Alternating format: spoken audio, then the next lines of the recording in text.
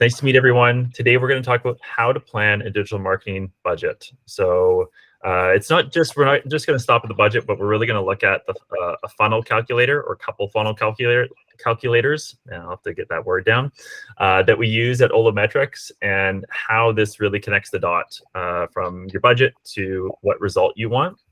And this is one of the critical things that we do when we're working with new clients. And it's usually kind of like an aha moment where they go, oh, wow, okay, all of this stuff is connected.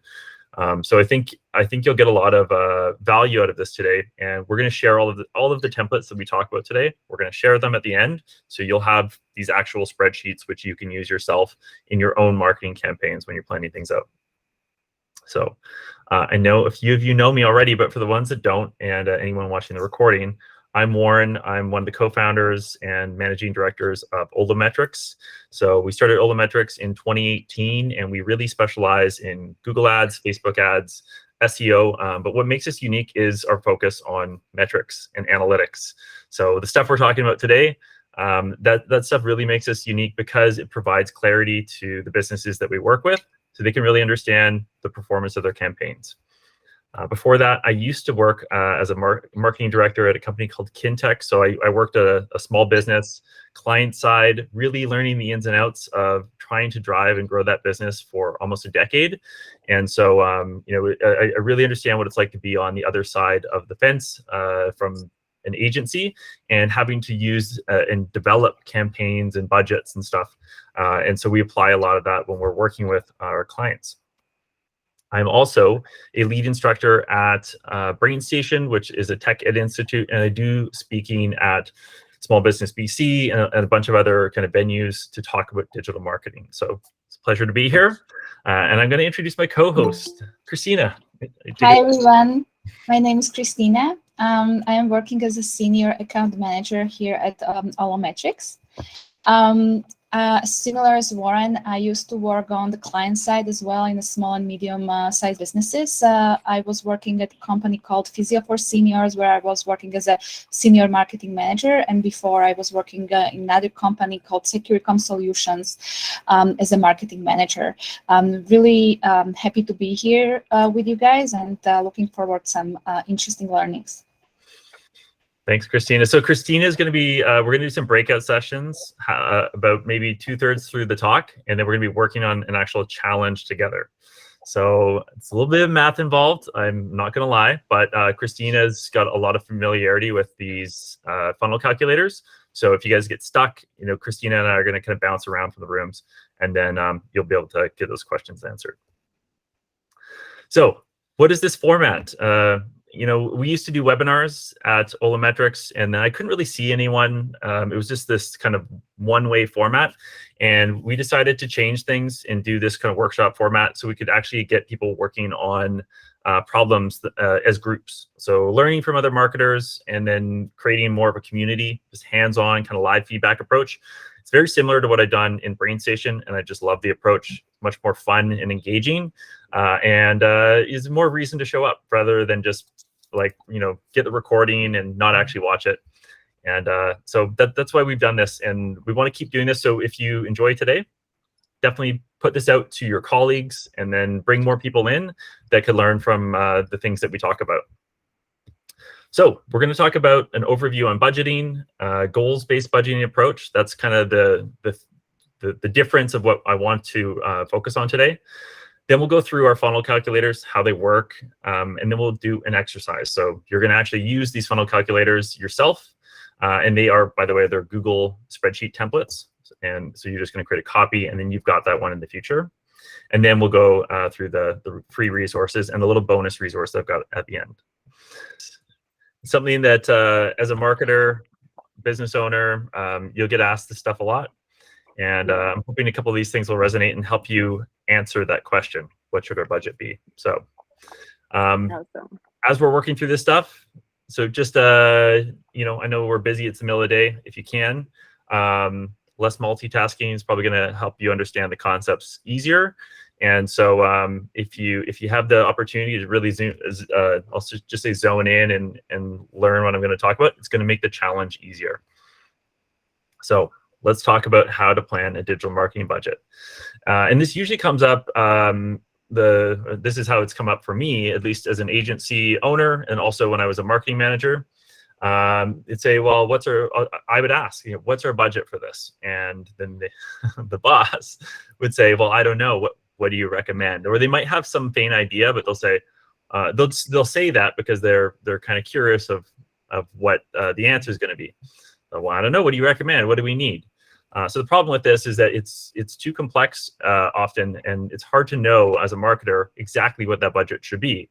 I'm going to show you how you can have a conversation with them so that you can arrive at that conclusion of what the budget should be. But to just pick it out of thin air is usually too difficult. You have to make way too many assumptions, and so you usually end up missing the mark. So what most people do is they'll say, what did we spend last year? Say it was 10,000 a month. Okay, well, what was our revenue growth? Well, we were up 10% last year. Okay, well, let's try adding 10% to the budget. What do you think we can get for that? And we got one person joining, Maria. Awesome. So this approach it's simple. It's the what did we do last year approach is what I like to call it. It's used a lot because it's simple, but it's also very limited, right? So I see this approach like my old company, Kintech. That was that was the approach that they took. Okay, well, was revenue up? Okay, well, maybe marketing budget should be a percentage of revenue. Revenue went up 10%. We'll raise the budget 10%. But it's focused on the inputs, and that's why it's always going to be limited. It's not focused on the desired result. So if we're thinking about where we want to go, if we have goals to reach somewhere, we need to talk about what that is first, and then we'll have a better idea. So that is the goals-based approach, talking about the goals first. Otherwise, you'll have this current situation where you are right now. Maybe it's January 1st, and we're trying to set a budget for the year, and we're saying, okay, we're going to increase this by 10%. Where's that going to get us? Well, it might get us 10% better. That's what we want out of this, right? But maybe we don't hit that desired result. Whatever was in the mind of the CEO or the business owner is something that is not necessarily going to be achievable just with this 10% bump. So you might come to the end of the year, and then they'll be looking a lot like this. So, yes, gift selection is very important for these talks. So what we want to do is do the opposite. We want to identify and define the desired result, work backwards from there to the current situation, and then we'll be doing the happy dance at the end of the year. So that's what this whole approach is about. It's beginning with the end in mind. It's I didn't invent this. There's a book by Stephen Covey, 7 Habits of Highly Effective People. This is habit number 2. So that's all we're doing here, right? We're saying what is the result that we want and working backwards. So the question to ask, and this could be 6 months, could be 12 months, could be 3 months, whatever that looks like in the time frame that you're planning for. But let's pretend it's 6 months from now. How do we know that we were successful? So it's a question I always ask when we're doing a marketing campaign to try to find out what they actually want from the campaign. And so they say, well, we just want awareness, and we want to do this awareness campaign, and we want to break into this new market. I say, okay, well, let's pretend it's 6 months from now. How do we know that we're successful? Well, we've got like 30 leads. Say, okay, well, it's actually a lead gen campaign. So we have to think about this differently and what we actually want to achieve from this campaign. So, and then we can start to map that back to the budget. So 6 months from now, how many customers, clients do we want? How much revenue do we want? What's the ROI or return on ad spend that we want from the campaign? These are all the questions that are important to ask and try to identify with the person that you are trying to set a budget with. So let's see, once you identify that, you can say, okay, well, now let's use the funnel calculator to see what it's going to take to get there. And then you can start to pick your budget. So what are funnel calculators? Well, it's just a Google spreadsheet template. And this could be for anyone: business owner, marketing manager, marketing consultant. Anyone can use these. They will help you get a simplified view of mapping the desired result back to your budget amount. So that's the key here: clarity around. Okay, we put this much budget in, we get this result. And so it's usually a level of clarity that most business owners just don't have, and a lot of marketers just don't have as well. So because they're just focused on the numbers and they're hoping they're going to achieve whatever that difference is. So it also helps you connect the dots between your entire marketing funnel, and shifts the conversation from inputs to the desired result. I actually think that might be the most valuable part of having a funnel calculator, is it shifts the conversation from how much is this going to cost to what do we want to get from it. And that allows you to review after and find discrepancies between your forecast and actual. So if you set it up and then you run the campaign, well, now you can actually look at the results and go, where were we wrong? Where were we right? So cost per click, it was $2.50, not $2. Okay, so how does that affect our marketing? And so it's really going to give you just a full visibility on like the entire marketing funnel. So we recommend using it first by identifying the desired results. So asking that question, let's pretend it's 6 months from now, where do we want to be? Then find the key funnel metrics to use inside that calculator. So inside the calculators, I'll walk through them. It's the white cells. We've got white cells and then we've got gray cells. All the gray cells are auto-calculated and the white cells are for inputs. But these are going to be different for lead generation or e-commerce. Is there anyone here that is in an e-commerce business? Is everyone lead generation? Letitia, I think you might be the only one if you're driving people to register online and they're paying. Yes. They're paying online. Okay, so that would maybe be the only. It's a little bit different though. So when I'm talking about e-commerce, I'm talking about usually like your typical product-based e-commerce site that's selling multiple products to multiple times. But we'll go through both examples, and then you guys will see how they're similar, but also just a little bit different. And this, if you're not working in e-commerce business right now, you might eventually. And so I think it's something that could be useful. So I'll go over what these metrics are in just a second. And then, so depending on the client or depending on your business and your, I'll say, your history working as a marketer in that company, you will have potentially historical data on a lot of these metrics, or you might have to go and look up industry benchmarks at first to put in to the funnel calculator, and then run your campaigns for a month or two, and then you're actually going to get some data. But it's interesting how they work. So the more you use them, or the longer you use them, the more accurate they get. So the first time you might be taking a little bit of a guess, and then once you actually run your campaigns, let's say for 3 months, the next time you do a forecast, you're going to be much more accurate. So once you fill in those key funnel metrics, you would then look at that desired result. Let's say it's 30 customers, and then you'll know, hey, it's going to take $10,000 to get there. And so it really connects $10,000 to 30 customers in your mind and also your boss's mind. And then you would map that budget out using a timeline that makes sense. So the example here is, let's say you are shooting for 30 customers a month, right? So, and right now you're at 3. Well, you might not be able to do it next month. So it might depend on a couple capacity constraints, things like cash flow, or maybe new people need to get hired once you reach a certain number of sales a month. So it depends. You might need to map this out over a timeline where the budget grows every single month. So it just depends on the business.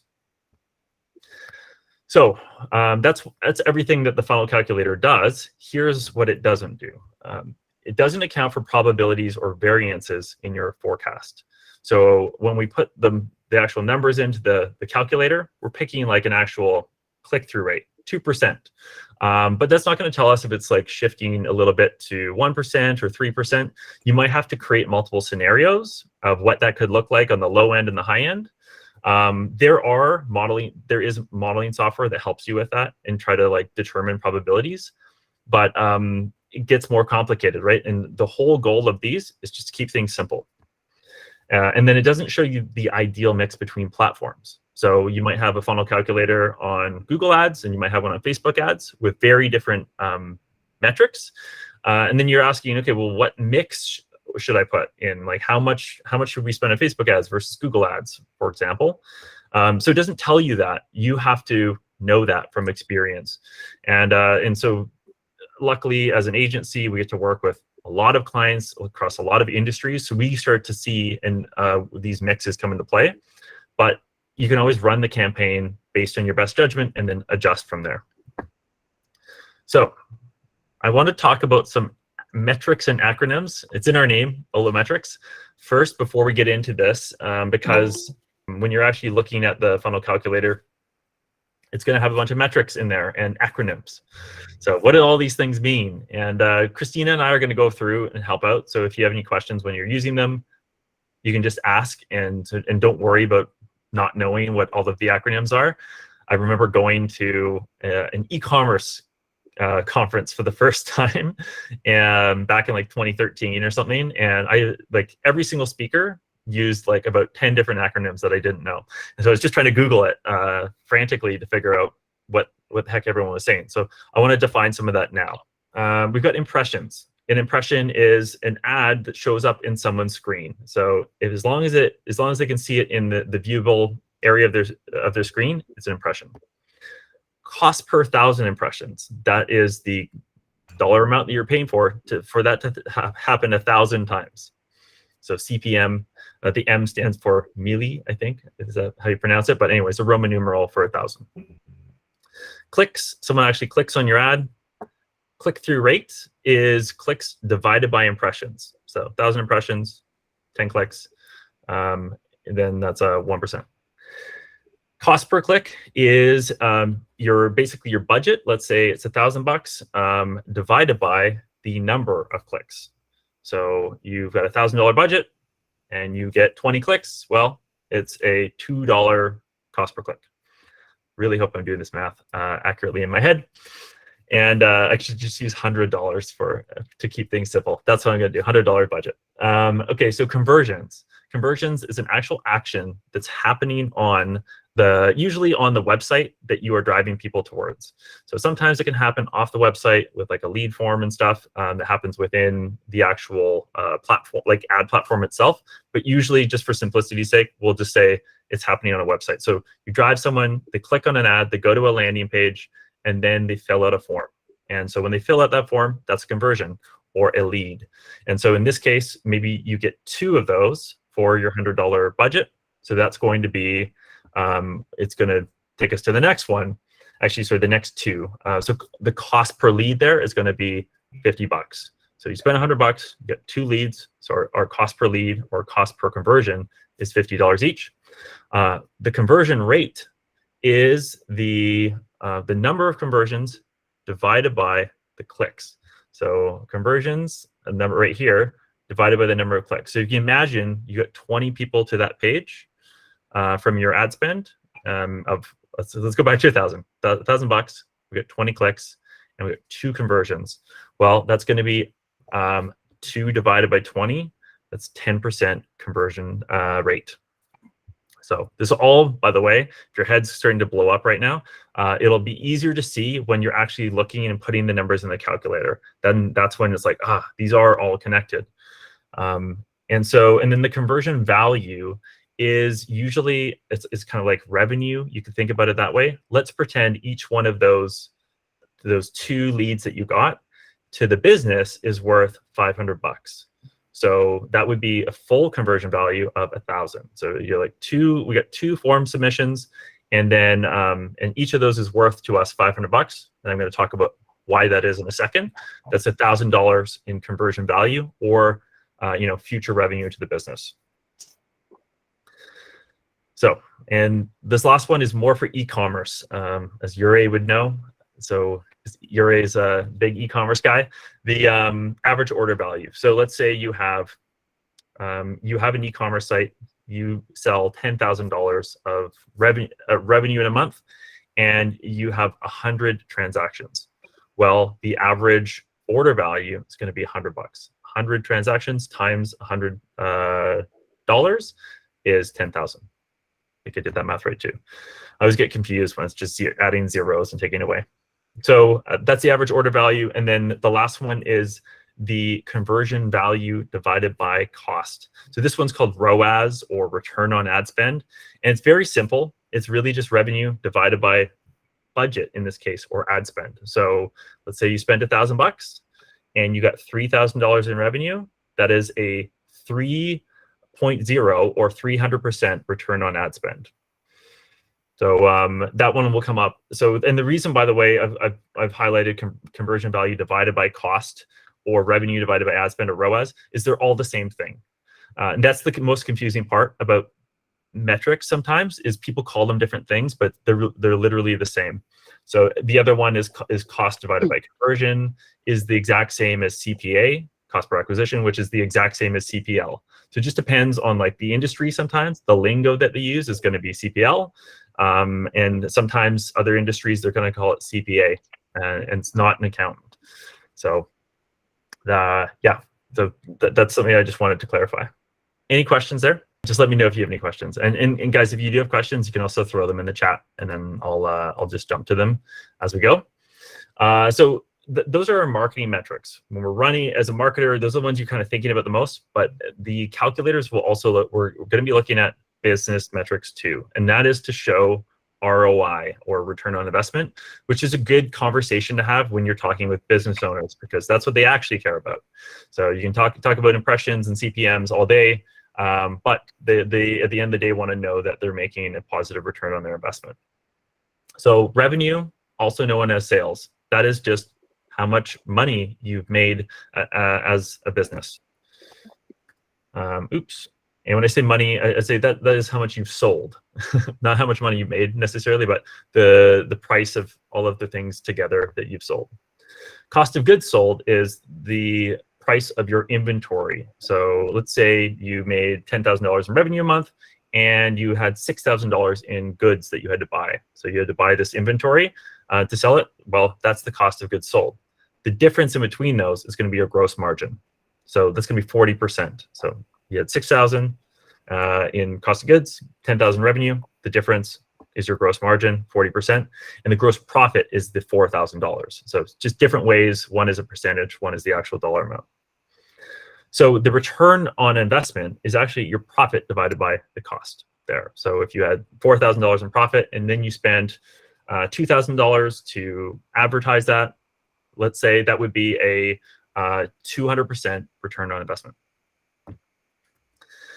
Lots of numbers, right? There's only like 2 more. And it's all gonna make sense as soon as we start looking at the sheet. This one is really popular for businesses. It's kind of arguably a marketing metric, but it's one that business owners pay attention to, and it's usually longer term. When we're thinking about this, we typically wouldn't see this in the course of like a week in a campaign. We would see this like over the course of like 3 months, 6 months, when you're thinking more strategically about your business. So customer acquisition cost, that is the revenue within a given time period divided by the number of customers. So the overall revenue, let's say it's 30,000 divided by 100 customers. Well, each customer is going to be worth, I think is that 3,000? So it's either 300 or 3,000. And so the customer acquisition cost is what you would pay to basically acquire every single one of those customers. And then, and sorry, you know what? I think I screwed that up. It's your marketing dollars divided by the number of customers. Sorry, that's an error on the sheet. But I'll show you that in the actual funnel calculator. And then, sorry, the lifetime value or customer lifetime value is the average order value. Let's say $100 times the average order frequency. So that's the easiest way I find to know what the customer lifetime value is. There's a couple other complicated ways to calculate it, but that's the easiest one. So someone, average order value of $100, they order on average 2.5 times within a year.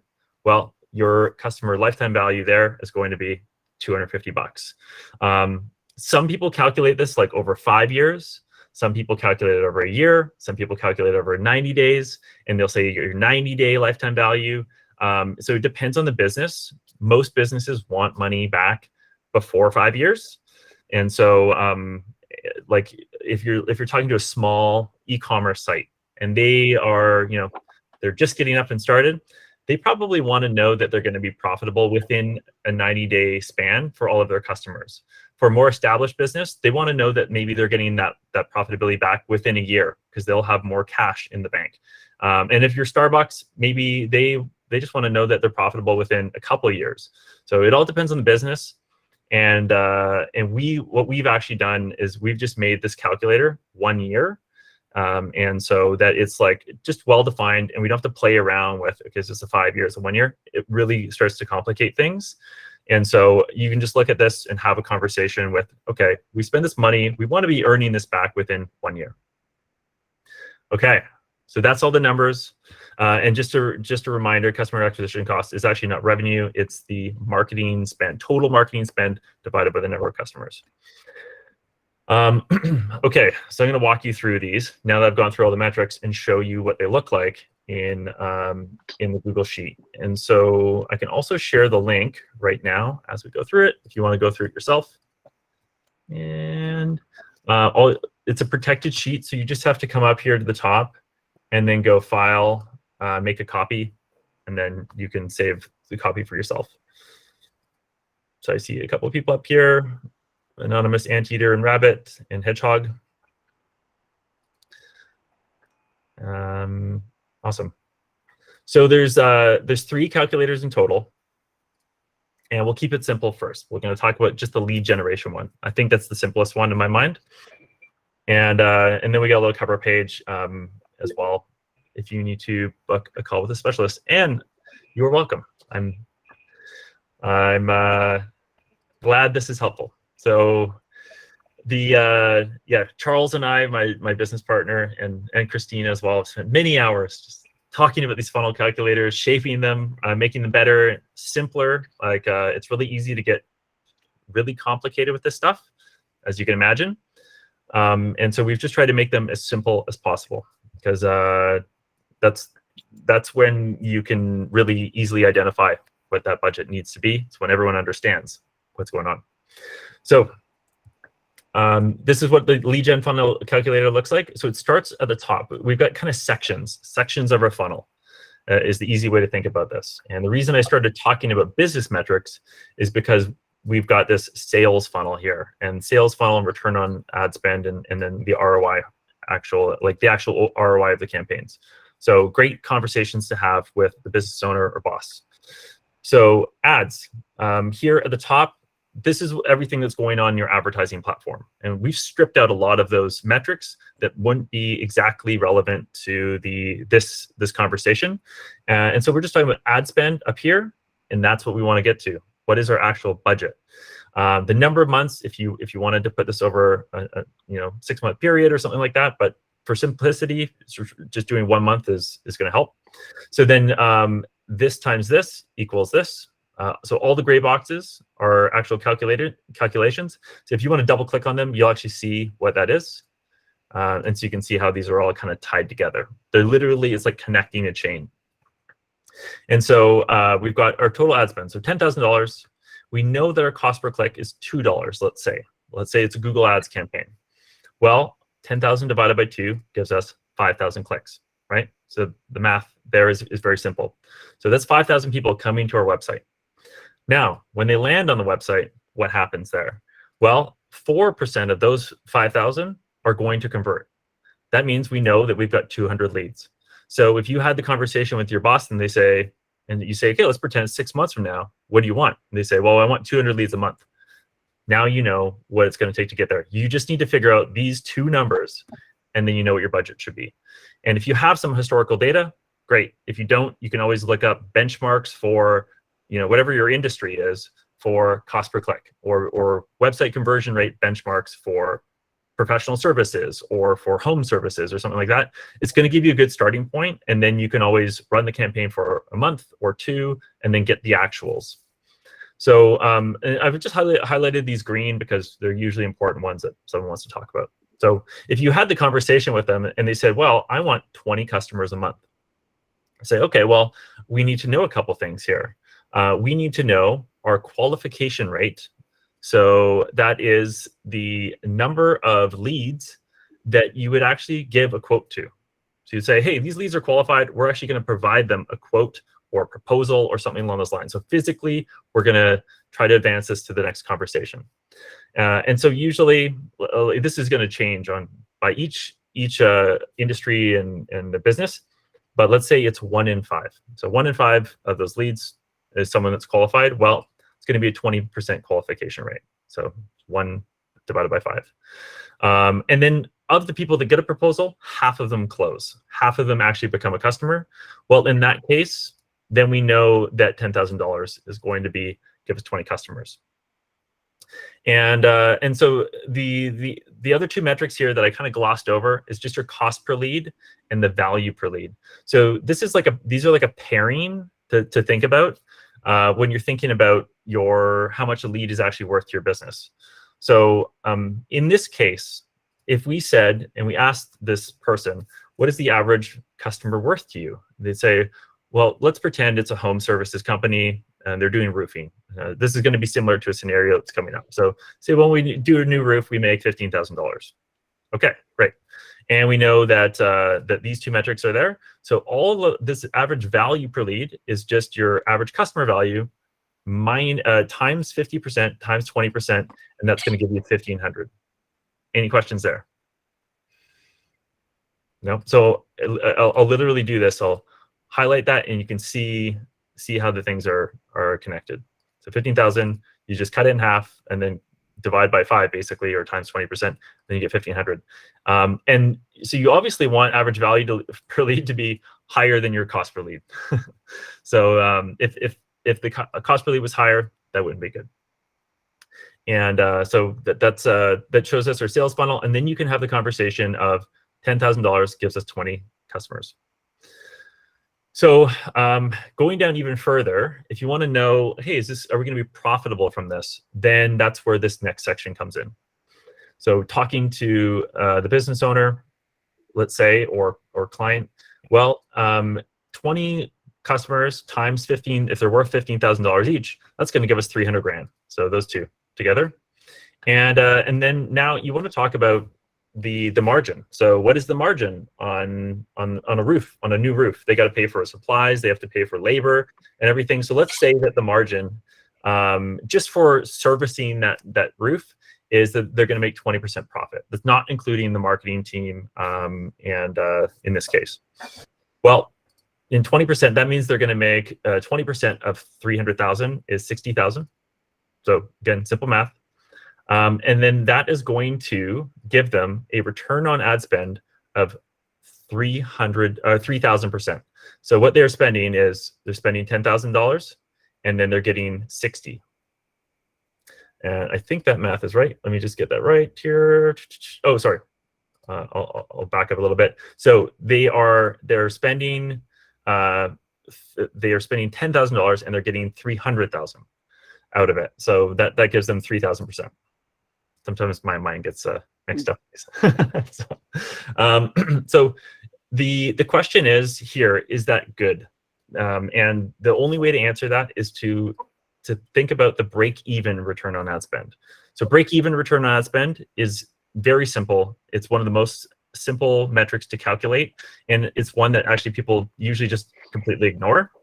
And it's just 1 divided by your gross margin. So if your gross margin is 25% instead of 20%, well, then your break-even return on ad spend is going to be even higher. Sorry, in this case, lower. So depending on how profitable you are with your products and what you sell them for, you can afford to spend more on advertising. And that's really how this relationship works. So to know if 3,000% is good, you need to know what your margins are. If your margin is 2%, then all of a sudden 3,000 isn't good, right? So that's how this works. And then these turn red. So other than that, we've got a marketing team or agency team cost here. That's going to give us our total advertising costs, which is really just the marketing team plus the ad spend. And then that's going to give us our actual profit dollars. So they have to pay the marketing team to run the ads. So it's going to be $60,000 minus the marketing team fee. That's going to give $46,500. And then finally, the ROI on that is 444%. So you can see how this conversation, if we were talking to a business owner and they said, okay, well, how much should we budget? and you said, well, I don't know, at $10,000, or like, they'd be like, okay, well, what is that going to get us? If you didn't have this as a tool, you have no way of really knowing. But if you have this as a tool, you can walk them through and say, hey, here's what it looks like. Here's what it looks like based on past campaigns. And here's what we think you could get from this. And that's it. That's the lead gen funnel calculator. Any questions before I move on to e-commerce? Okay. And you guys, if you have questions when we do the breakout rooms, that totally makes sense. But Mark, do you have a question? No, all I can say is wow. Wow. Yeah, I know they're all connected. Good job. Yeah, it's pretty wild when you see how literally it's just like connect the dots all the way down. Okay, so e-commerce. Let's talk about e-commerce, and it's going to get a little bit more complicated, and so I'm going to apologize in advance. Do you guys think that you'd be doing this much math today? Maria, you have a question? Hi, how are you? This is well, like Mark says. It's incredible. And I have a question because this lead gen calculator, for example, it happened to me recently that in the business that I work for, we started to generate leads, but the sales team were always like, we started to see some like problems in the sales team that were calling like these leads, and they were like, no, these leads don't answer the phone, etc. So the amount of leads we were like, all the goals were like fulfilled for the customer. We were reaching all the goals in the marketing metrics, but the sales weren't converting as well as we were thinking they should be. So when you have this kind of budget or this kind of projections to the customer, how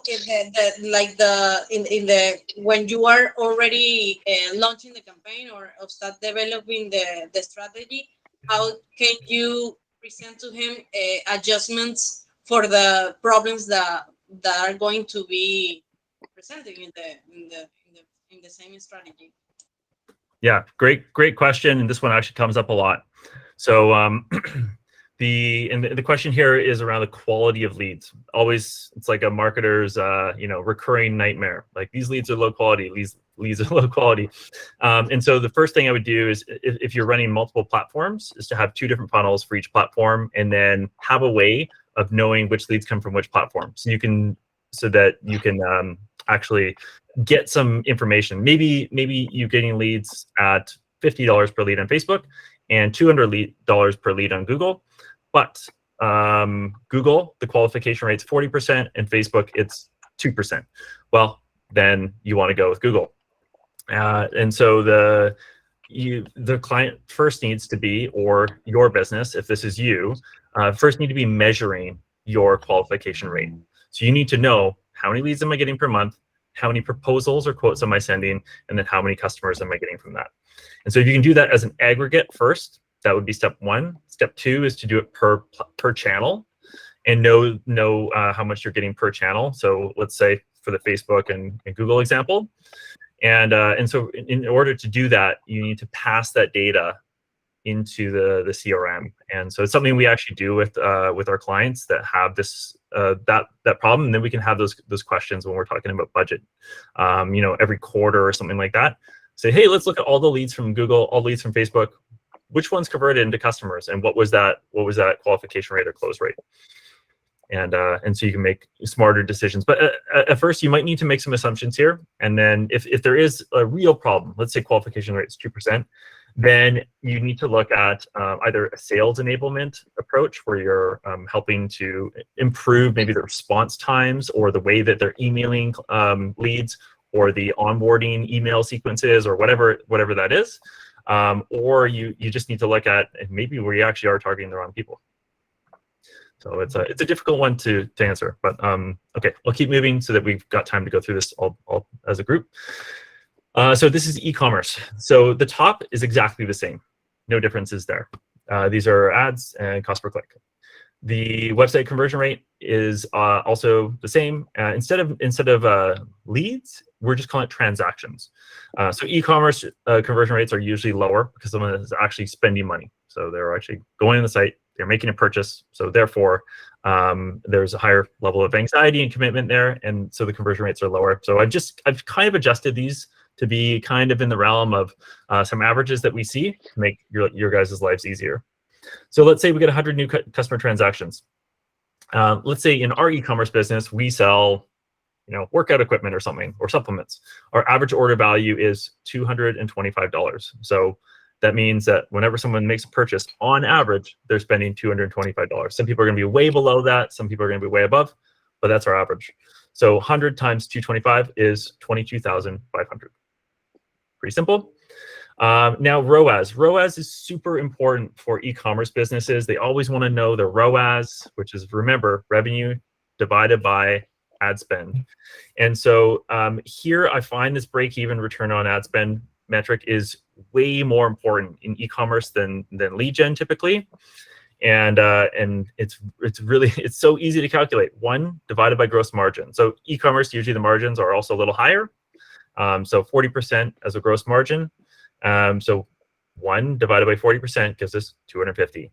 So and it's so simple, but people always say, yeah, we got a ROAS of 300%. We're killing it. If the clients or if your business's gross margin is only 20%, that's not enough. You need to be making a break even. You need to be making more than a 500% ROAS, which, as Yuri knows, is quite difficult to do, even though we do it on certain campaigns and with the right marketing behind it. But it's much harder to do consistently.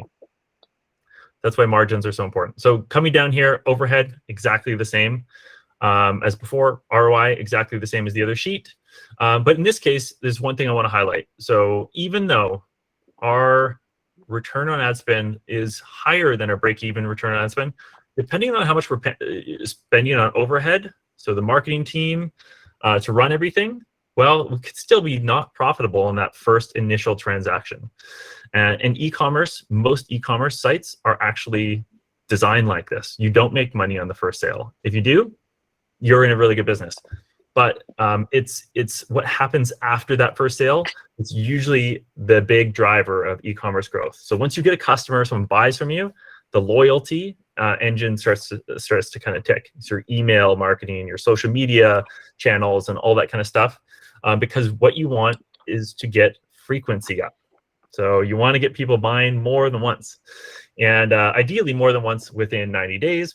Especially if you're a small e-commerce site, but let's say you're a more established site, you want within a year. So that's why I'm using a year. It's just simpler to think about, but totally depends on the business here and the maturity of the business. So let's say, someone has an average order value of 225, but they buy an average of 2.5 times per year. Well, instead of having 100 orders from this $6,000 investment, instead of having 100, we're going to have 250 orders because everyone's going to buy 2.5 times. And so our customer acquisition cost is actually $95 in this case. So that's our total advertising cost divided by our new customer transactions. So total ad marketing cost dollars divided by customers. But the lifetime value of these people. So when I say lifetime value, you can just think 1 year value almost. The 1 year value of these people is going to be $563 instead of $225. So for $225 in the first transaction, but they buy 2.5 times, we're going to times that by 2.5, then we get $563. So the actual revenue that we're going to make over the course of a year from this advertising effort is going to be much higher than that. And so then we have an estimated revenue of 56,000 and change, a ROAS of 938, profit dollars of 22,500, and then the estimated ROI of 237.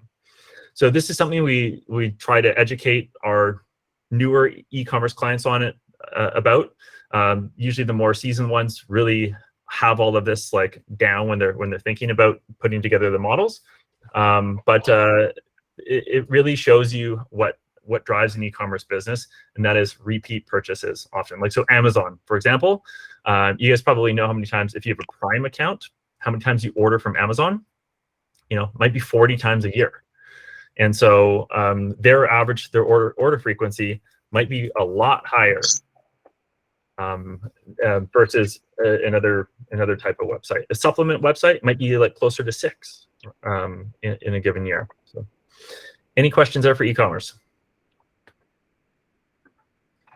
Okay, we'll get in and start playing around with the tools, and so that is the next part of this talk. So, exercise. We got 25 minutes, and then we'll have about 10 minutes left over at the end. So we're going to break into groups of 2 to 4. So I think, well, I've got a question actually. Christina, you already got the group sorted up? Okay. Christina's going to sort the groups. We're going to go into breakout rooms, and then Christina and I are going to jump around. So one person's going to share their screen. One person's going to take notes. Is there anyone here that's used Google Meet before and has shared their screen? Anne, Maria, Mark, have any of you used Google Meet before and shared your screen? If not, yes. I know there's a good folks. There's a few folks here that could help. So Mark, we'll make sure that you're in a group. Ure, I know that you can share your screen in one of those groups as well. And Heather, okay, good. Christina's giving me the thumbs up. So we're going to read through the scenarios and then answer the questions. So you guys are going to actually get in and start using these things.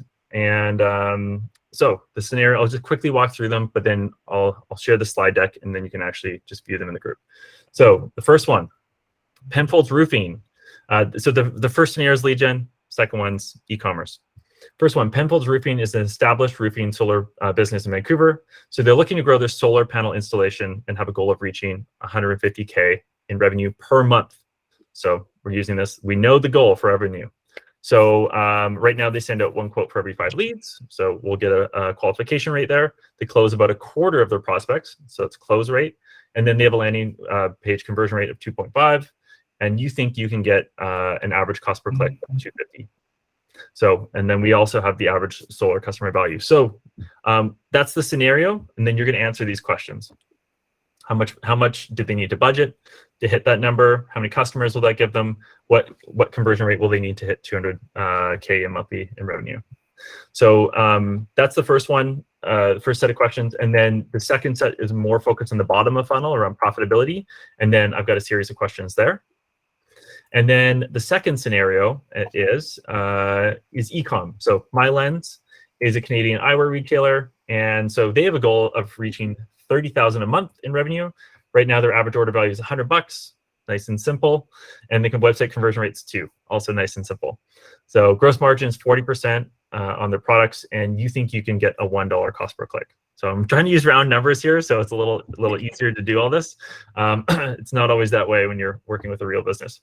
So same thing here. We want to know how much they need to budget. That's the whole theme of our talk today. How much do they need to budget? But also, what is that going to get them? And what would they need maybe their conversion rate to be to hit the break-even ROAS? And then same thing, a couple more ROI bottom of funnel related questions. So yeah, that's it. And start with the lead gen one, get that one down. Move to the e-commerce after is probably going to be a little bit harder. But Christina and I will be there in the breakout rooms to help you along the way. Any questions before we get started? No? We're good?